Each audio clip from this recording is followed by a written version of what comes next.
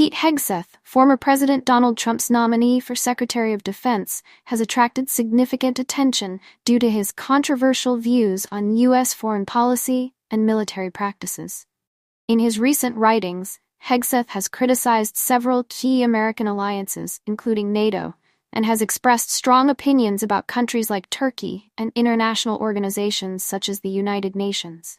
He argues that U.S. troops should be free to operate without the constraints of the Geneva Conventions, suggesting the military should be ruthless and overwhelmingly lethal, focused solely on winning wars by its own rules.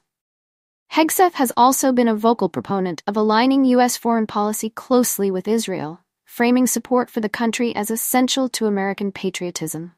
He argues that if one truly loves America, one must also love Israel, linking his stance to a broader narrative of Christian nationalism.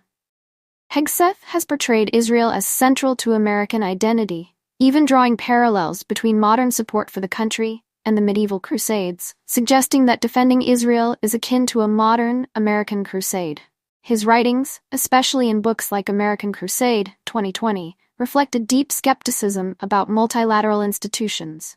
He questions the value of the UN and NATO, accusing them of being anti-American, and criticizes NATO for its dependence on U.S. funding.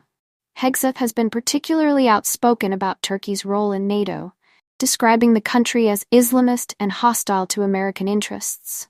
He also advocates for the dissolution and restructuring of NATO, arguing that its current form no longer serves U.S. interests, and that Europe should take responsibility for its own defense.